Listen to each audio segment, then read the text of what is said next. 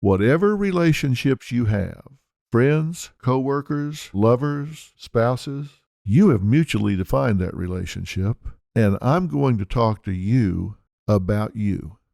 Why? Because you're the only one listening to this right now.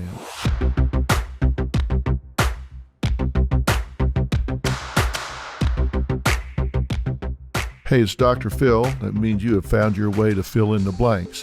We just finished a 10-part series called Living by Design, and in that 10-part series, I gave you a playbook to be a power player, to be a winner in your life. What I want to do now is talk to you about the fact that you are a social being. Because I've studied success, and not one case study I've done of success was a lone ranger. Every one of them surrounded themselves with people that wanted them to succeed. And you know what that means? That means every one of them had relationships. Some of them were marital relationships. Some of them were family relationships. Some of them were friends, whatever, but they all had relationships.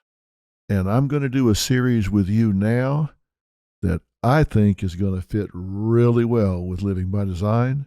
This series is called Relationship Reality Check.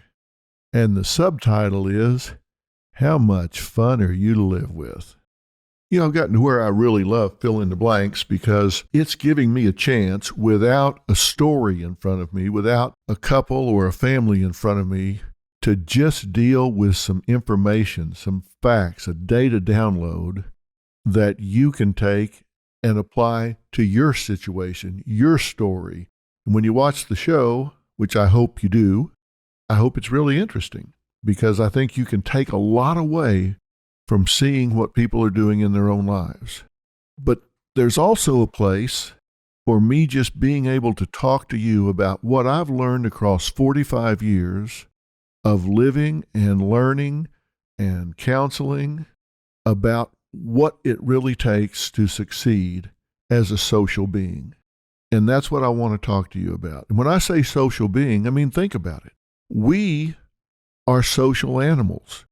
You cannot go through your day without interacting with other people.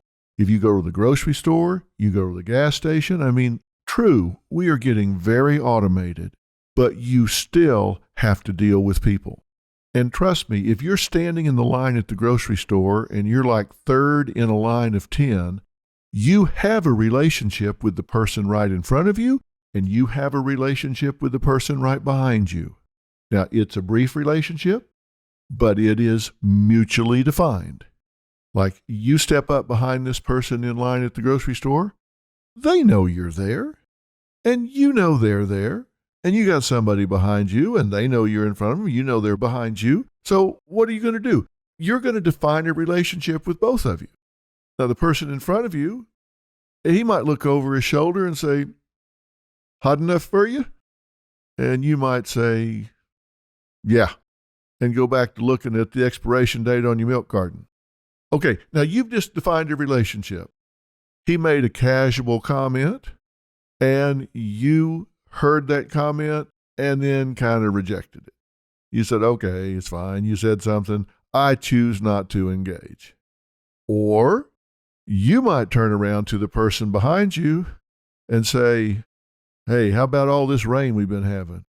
And that person might say, you're not kidding. It was flooding in my street today. I had to go move this and that. And you guys might strike up a conversation. And next thing you know, you're talking about the Rams or the Cowboys or the Yankees or whatever as you go through the line. So you've mutually defined a different relationship. But it is mutually defined because I believe in the principle of reciprocity. And let me tell you how important this is, because you truly get what you give in a relationship. You're walking down the mall. You see somebody you know, and they say, hey, how's it going? You say, fine. And you? What are they going to say? They say, how's it going? You say, fine. And you? What are they most likely to say? You can make a bet what's going to come out of their mouth next. And it's going to be something like, fine, or I'm good, thanks for asking. It's going to be at the same level. If you engage superficially, they're likely to respond superficially. If they step up to you and say, "Hey, how's it going?" and you say, "Well, to tell you the truth, this is the hardest week of my life. I lost my mother 2 days ago." Now what are they going to say?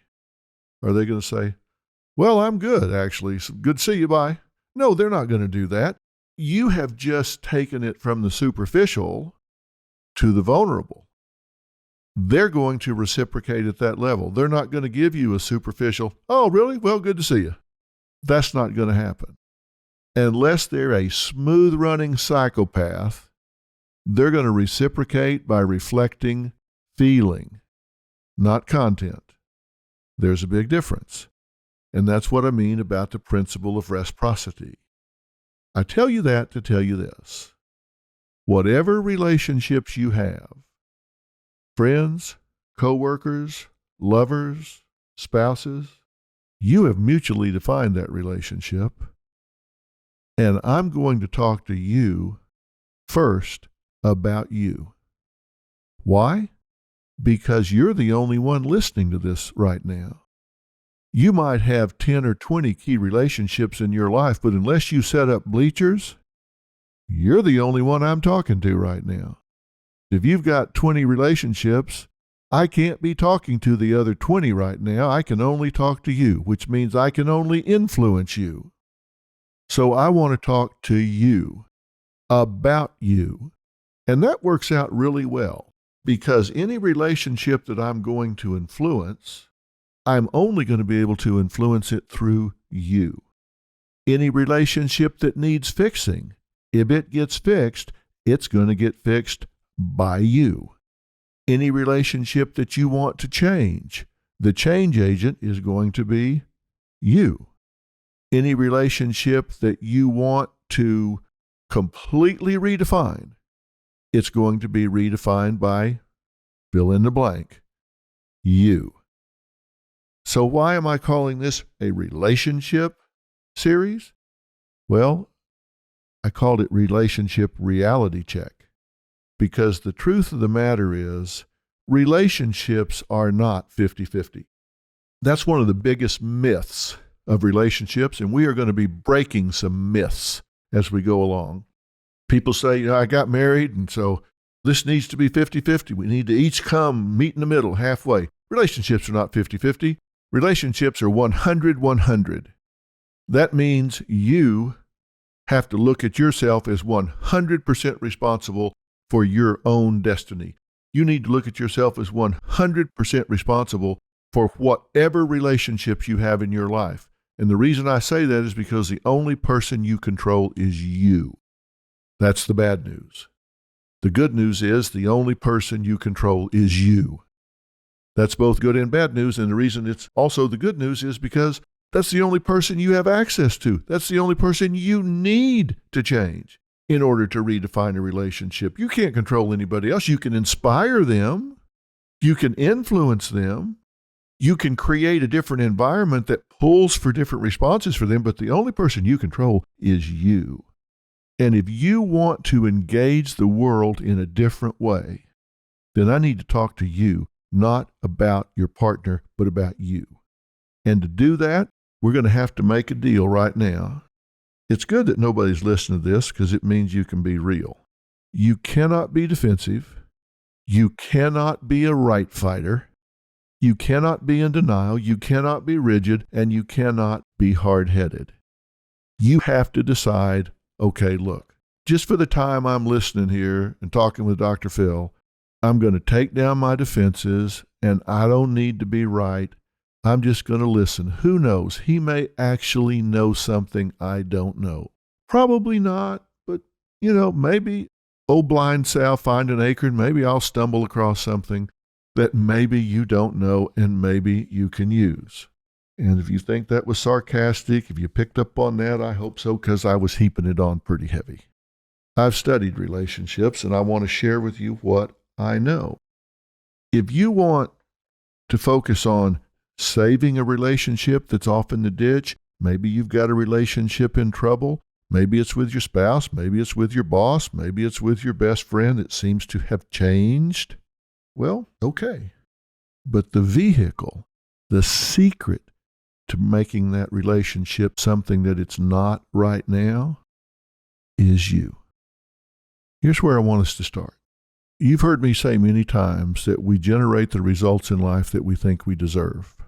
If you are in a bad relationship, let's just assume this is a romantic relationship. Maybe you're married, maybe it's just somebody you're living with or dating or whatever, but it's not giving you what you want. And I'll bet you if I swung this mic around, you could spend the rest of this time telling me how flawed your partner is, how they don't get it, how they are not reasonable, how they are this or they are that. And you may be right. I don't know. Again, since they're not here and I can't influence them, I can only influence you.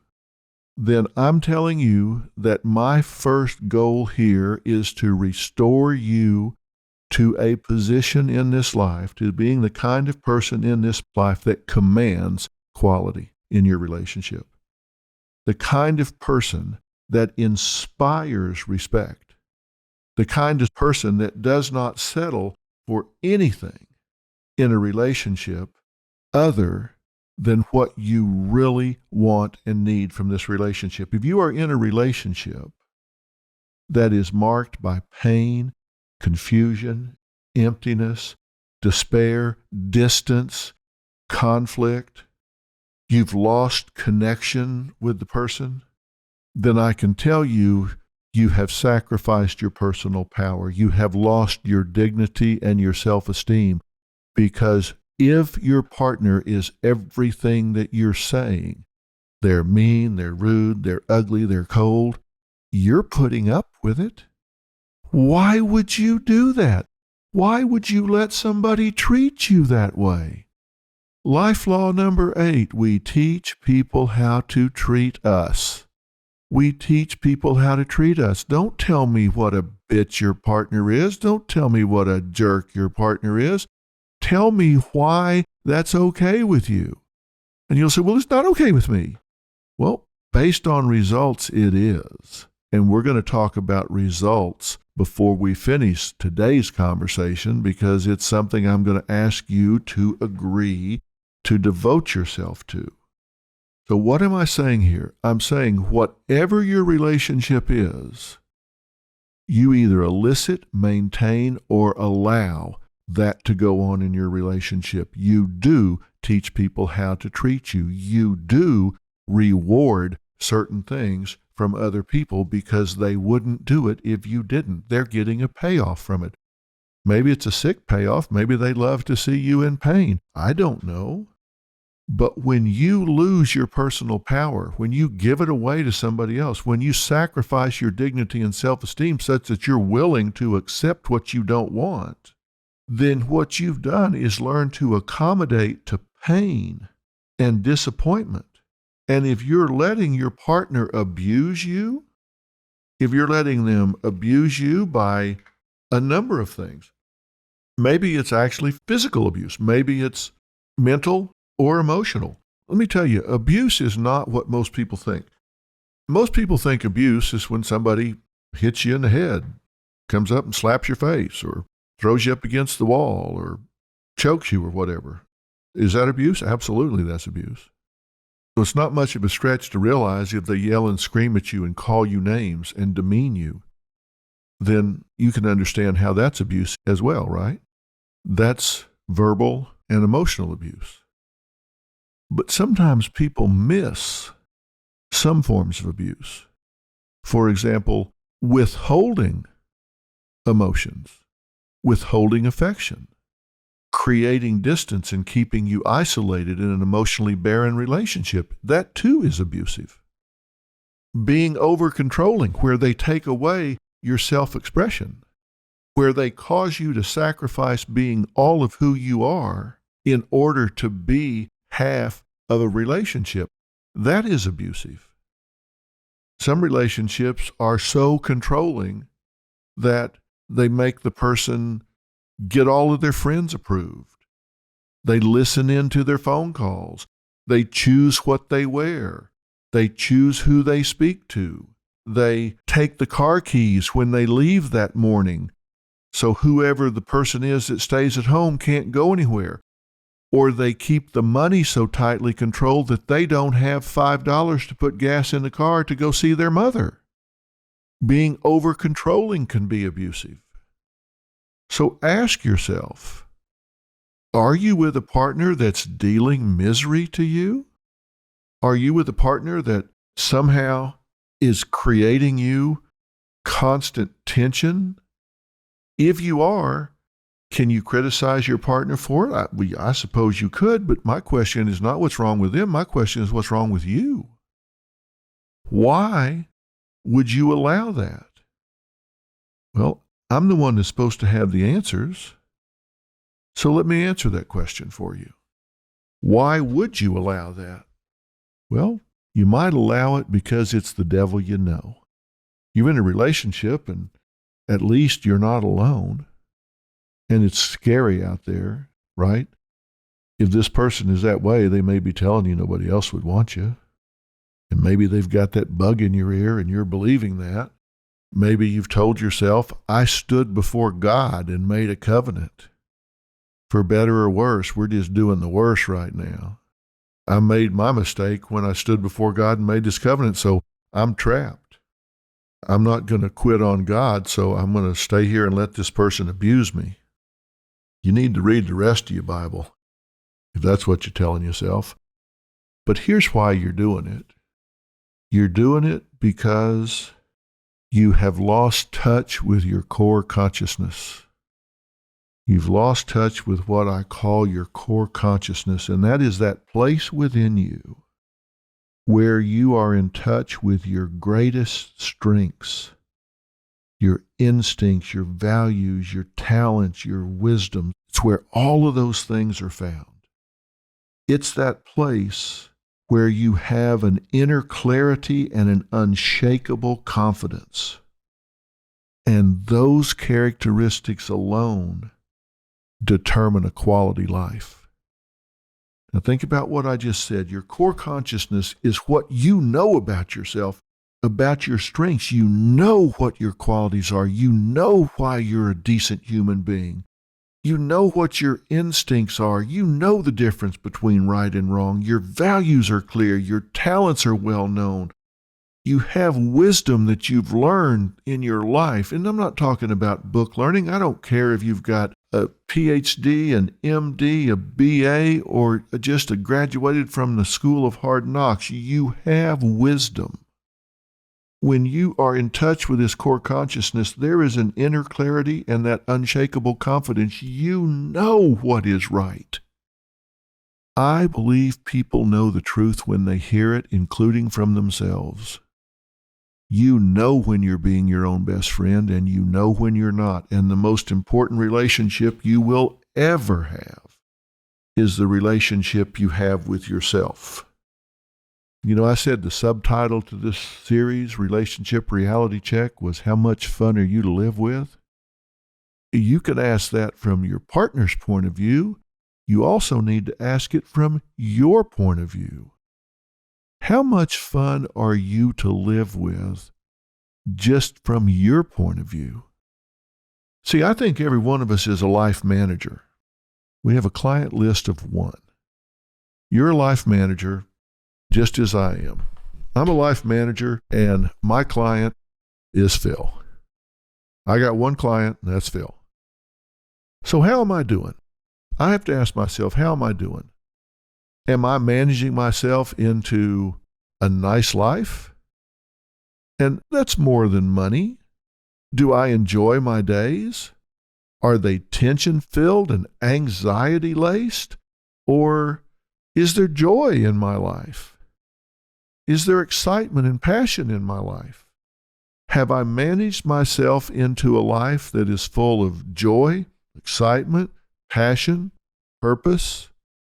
Or have I managed myself into misery?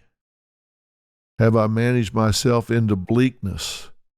Where it's like, oh God, I got to get up and do this again. Holy God. Oh, I got to listen to this again. I got to go to this job again. I got to put up with this health again. I'm out of shape. I'm this, I'm that. If I've managed myself into a miserable lifestyle, if I had a life manager that did that, if they managed me into misery, I would want to fire them, right? But you can't fire yourself. So that means you got to jack yourself up and be a better life manager, including what you're settling for. When you're in touch with your core consciousness, you don't settle. And I want you to be honest with yourself, because I'm going to be honest with you. The truth is not always easy to hear, but it is always the truth. You may not want to hear it. You may not like hearing it. It may be difficult, but the truth is always the truth. And as my partner Robin says, there are not versions of the truth. There's just the truth. What I'm asking you to do first is scrape away all of life's layers of distortion, all the negative messages that you've been accumulating, all of the messages of doubt that you've been accumulating. No matter what else you may have learned, if you continue to settle, if you continue to sell out, if you continue to self-sabotage, then you will continue to create the results that you think you deserve.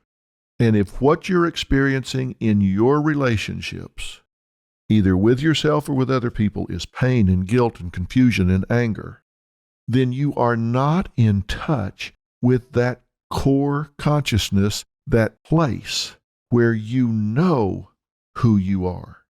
You're not in touch with that power, that depth of conviction, where you have the strength to inspire others, to create and relate. And realize that's what you do. You create and relate. This happens at a very high level. And look, no matter what else happens in this relationship reality check, if I fix no relationship in your life except the one that you have with yourself, then I hit a home run. Because that will change every relationship that you have if I change the one that you have with yourself by getting you back in touch with that core consciousness. I want you to decide that you're going to make a decision and accept the reality that you determine the quality that you live. You're not a victim. Trust me. You're not a victim. You can tell me your victim story and I'll take it apart 9 ways from Sunday. You are not a victim. You create your own reality. That's life law 7. You create your own reality. You teach people how to treat you. Now, those are just givens, and you have to make those part of your mantra. You create your own reality and you teach people how to treat you. How do you create your own reality? I said the world is reciprocal. There is reciprocity. You get what you give. If you put out negativism, you get back negativism. You put out positive, you get back positive. And I want you to make a decision right now that you are responsible for the quality you live. You know you better than anybody else, and I want you to do something for me right now. Don't close your eyes and do this, because you might be driving your car right now. But I want you to think back to the happiest time in your life. Now, I don't know how old you are. Listen to this, but I'm assuming you're an adult, 20 plus. Maybe you're 30 or 40. If you're 45, you've lived 16,425 days. And out of those 16,425 days, I want you to think back to the happiest time in your life. Was it when you were a kid? Were you 8 or 9 or 10? Was it when you went to college? Was it when you got that first apartment on your own, that first job? Was it the first time you fell in love? Was it the first time that you really felt like you were independent? Was it the first time that you felt like you really belonged somewhere? That you were accepted by some group of people? What was the happiest time in your life? I want you to think back to that time. If you need to hit the stop button for a minute to think about that, do it.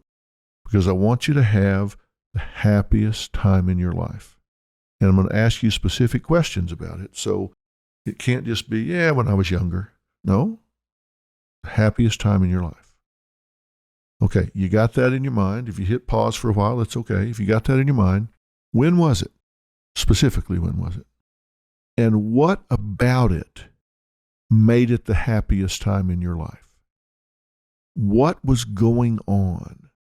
You were younger, but did you feel acceptance? Did you feel powerful? Did you feel success? Confidence? The number one need in all people is acceptance. So I'm guessing at that time you felt accepted. You felt like you belonged. But what else about it? See yourself at that time. What did you look like? What did you wear? Was this a time that you were wearing shorts and flip-flops and T-shirts and going to college? Or did you feel good because you were putting on nice clothes and going to work? Had you just purchased your first new car? What was the happiest time in your life? And you've got to be able to describe why that was the happiest time. What about it? Why that time instead of some other time? Okay, now that you've identified that time, and assuming that it's not right now, then the next question is, why did it end? If the happiest time in your life was a time before now, what changed? Did you lose something? Did the world change? Did you change? Did somebody do something to you? Did you just get used to it where it lost its buzz or its sizzle? Something happened. I mean, based on results, based on reality, there was a happiest time in your life, and it had a beginning and an end. It was a phase. Maybe it lasted a month, maybe it lasted a year, maybe it lasted 2 years, but what was the happiest time in your life? And it's not now, which means it ended. What changed? What about you changed? What was taken away? What was lost? What is now different? And what would you have to do to get back to that happiest time in your life? Because let me assure you of a very powerful reality. It wasn't about the time. It was about you. It was about what you perceived about that time. See, we don't respond to the reality of the world. We respond to what we say about the reality of the world. Maybe you were 20 and you were into music and you had free expression and you were able to throw off all the boundaries and guidelines and just fully express yourself completely. And you felt good about that and you had success with that. So you felt like, wow, I'm really actualized here. I'm not fighting for survival. I'm not worried about security. I'm not going through those motions. I'm instead actualized to the point that I'm into self-expression. Okay, what happened? What changed that? And I can tell you that what changed was you changed. What about you changed? And it's not necessarily a negative. I mean, maybe you decided to take on something new, but you have to decide that was my choice. I decided to go a different path, and you have to decide when you choose to pursue something and you're pursuing it in a very singular way where it's your dream, your purpose, your journey. You have to decide, hey, if I'm going to be alone, I'm not a bad person to do it with. And you can only say that if you're really in a good relationship with yourself. If you really know things about yourself where you say, hey, I'm good with me. I'm happy. If I need to be really working alone here right now or whatever, I like me okay. And if I don't, what goes on my to-do list? So the relationship with you has to be right. So ask yourself, when was the happiest time in my life and what happened? Why is it not still that way? And then ask yourself, if you're in an ongoing relationship, when was the happiest time in your relationship? Let's say it's your spouse we're talking about. When was the happiest time in that relationship? And what about it made it the happiest time? Was it when you were falling in love? Was it before you had children? Was it when you didn't have a lot of responsibilities and bills and challenges? Well, what was it?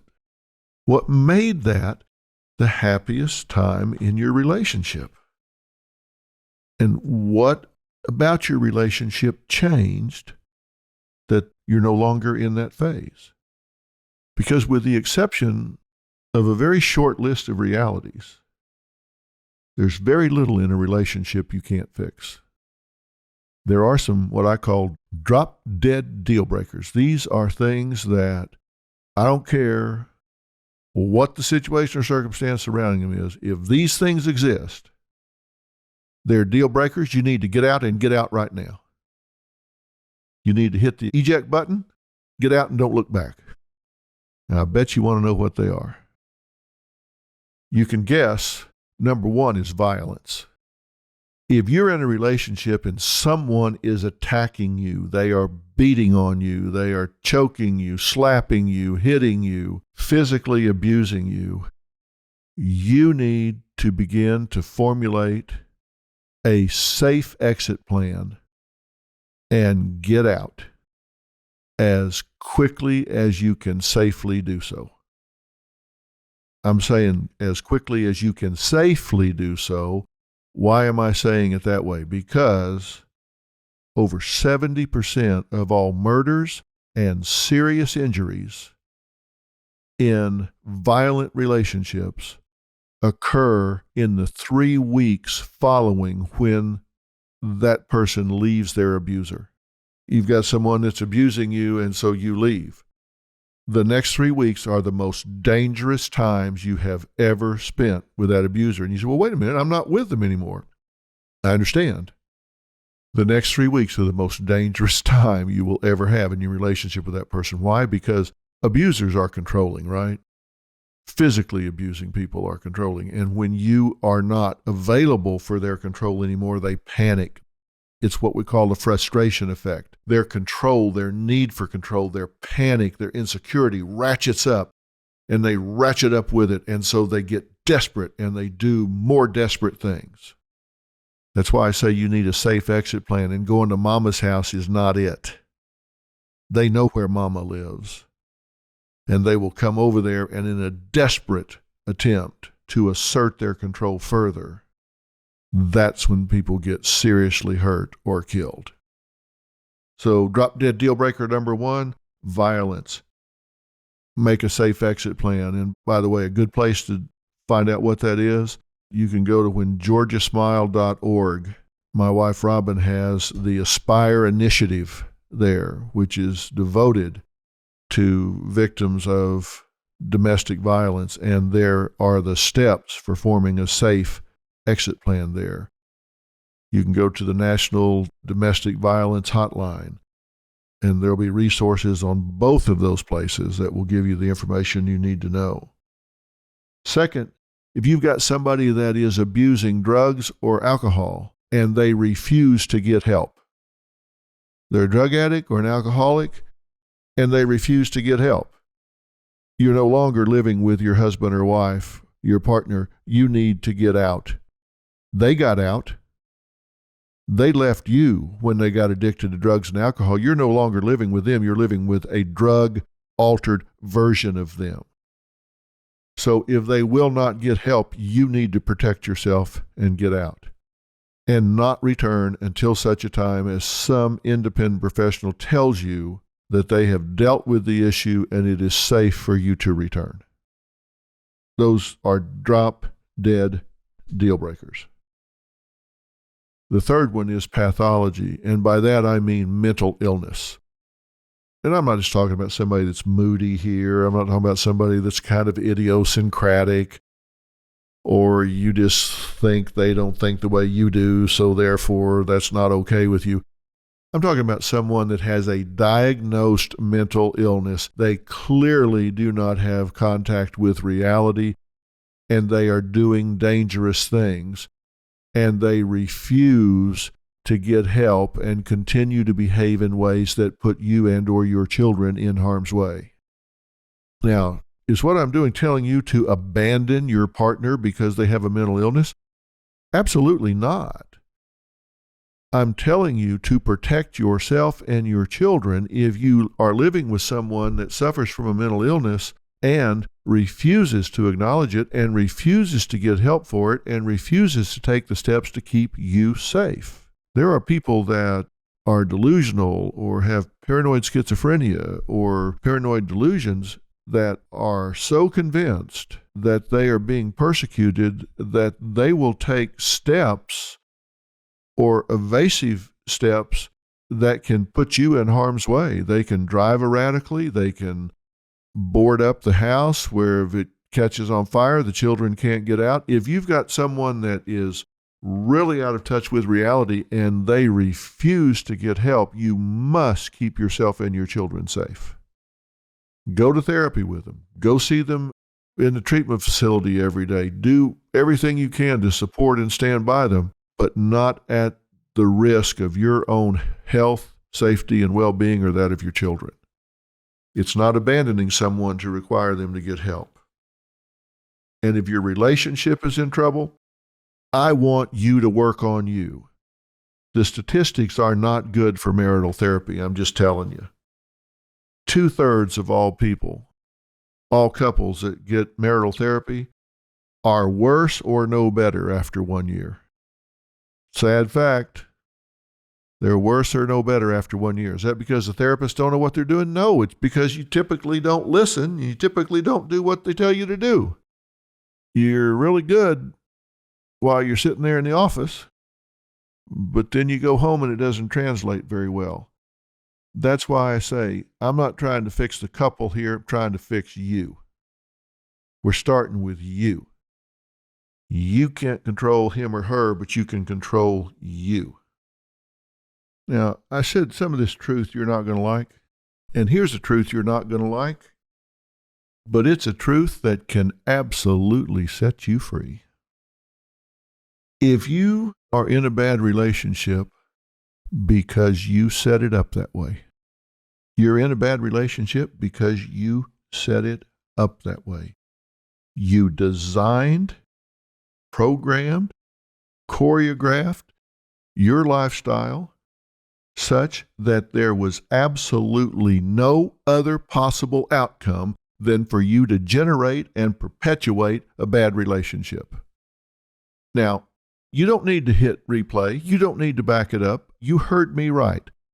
You are in a bad relationship because you set it up that way. You programmed it where there was no other possible outcome. You actually programmed it. You were dead in the water when you started because you programmed it that way. And I'll tell you why. You cannot possibly have anything in your life that occurs on any kind of sustainable basis that your lifestyle does not support. Now, think about what I just said. You cannot have a bad relationship unless your lifestyle sustains it. You must have a lifestyle that is riddled with stress, pressure, distractions, paranoia, chaos, and a self-defeating internal dialogue in order to have a negative relationship.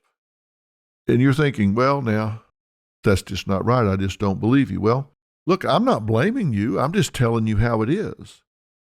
And let me give you an example that you can use in your own life. Think of a time period in your life where your weight and your health eroded. Think about your lifestyle during that time.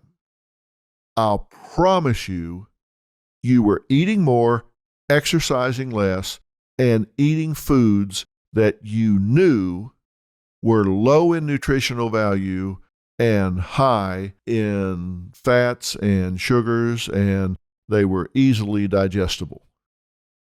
You see, healthy foods have what I call a high response cost. Think about eating raw broccoli. Raw broccoli has a high response cost, right? It takes a while to eat a stalk of raw broccoli. Now think about getting a bean burrito at a fast food place. You can eat it like a wood chipper. You just put it up there and it's gone. Okay, low response cost food. So you pick a time in your life where you've put on weight, you're out of shape, you don't feel as good. Your lifestyle supported you being out of shape, overweight, and not feeling as good. Now, let's go to a time in your life where you're energetic and your weight is spot on and your health is good, your lab work is good, your energy is good. I'll promise you your lifestyle supported that. And if I want to know, I can follow you around and predict where you're headed. I can follow you around for a week and tell you, you continue this lifestyle a month from now, you're going to be overweight, out of shape, not feeling good, and low in energy. Or I can follow you around for a week where you're exercising, eating with some discipline, paying attention to the nutritional value of the food you're eating, and I can tell you a month from now, you're going to be feeling good, looking good, high energy, and performing well.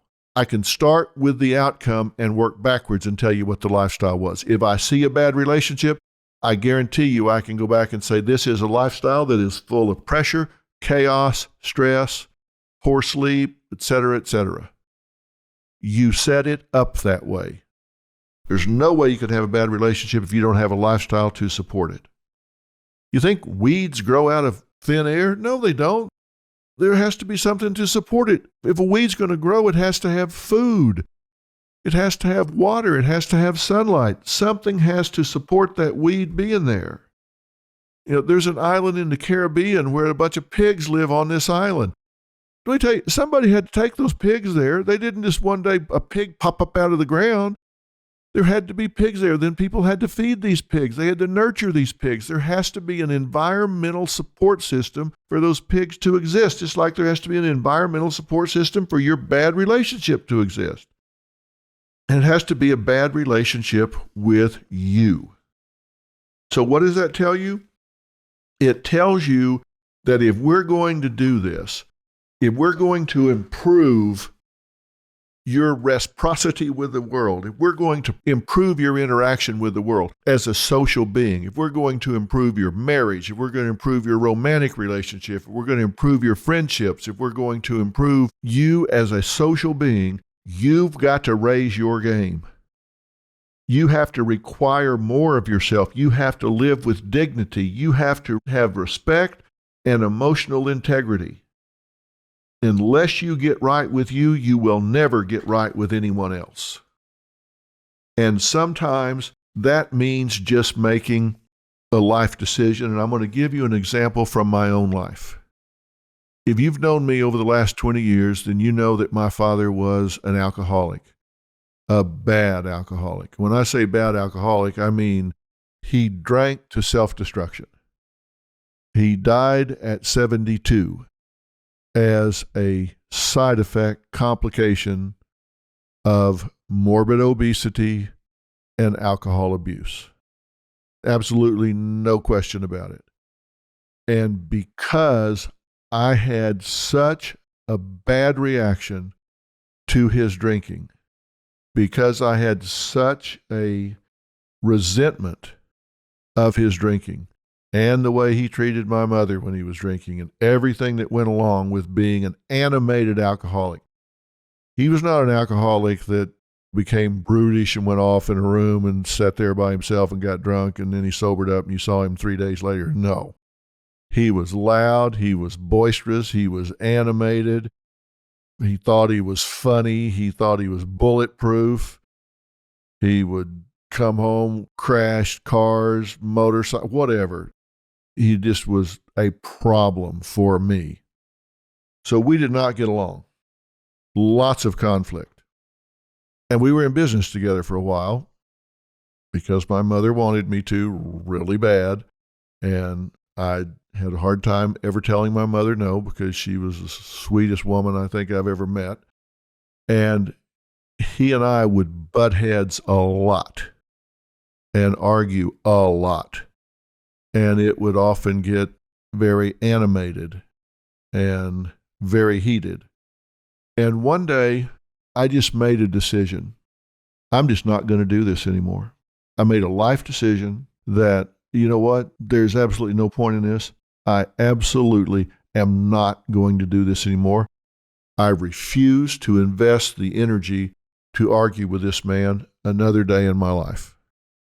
And I'm here to tell you, from the day I made that decision, he and I never had another argument from that day until the day he died.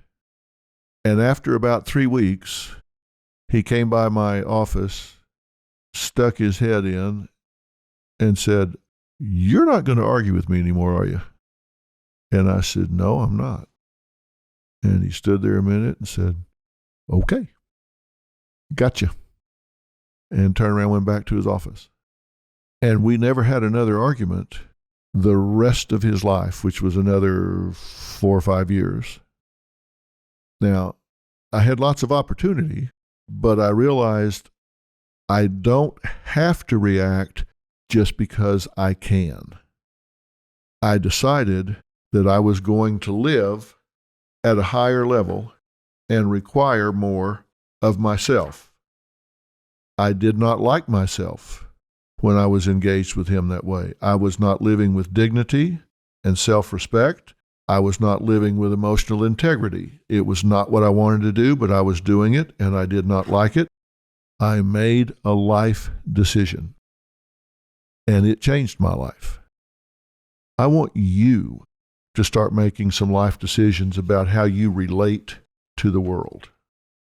And I've got a few questions for you that I want to finish with here today. These are questions that are going to be really essential to us being successful in this relationship reality check.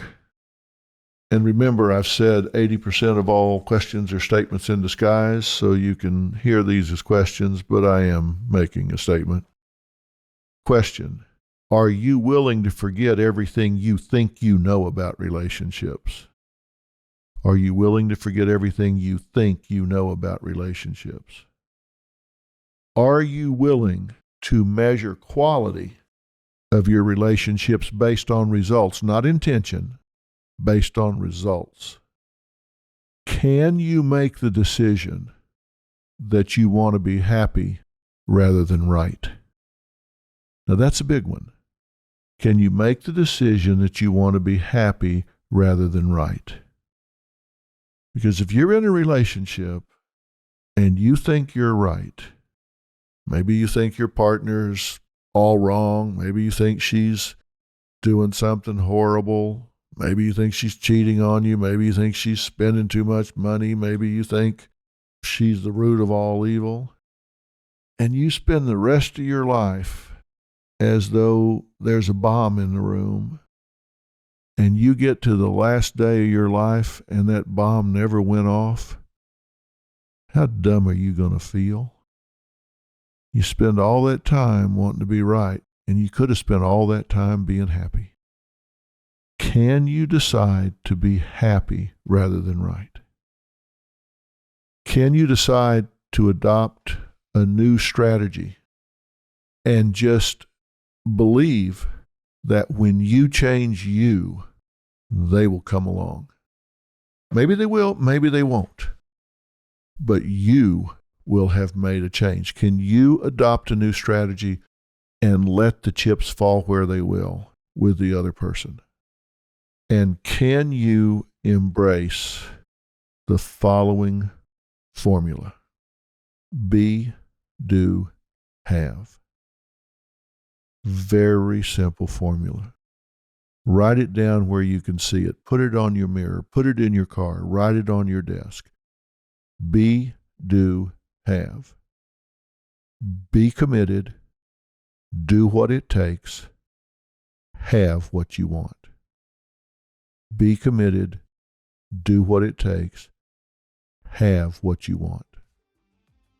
Now, what's coming up in this series is all the things you can do to put your relationship where you want it. I said that you could inspire, that you could create change by what you do within yourself. And there are going to be a lot of things for you to do to figure out why you're where you are in your relationship and how much you really know about the partner that you have.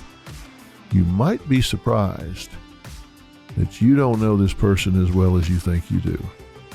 We'll see. And that's on our next Fill in the Blanks, which will be a week from today.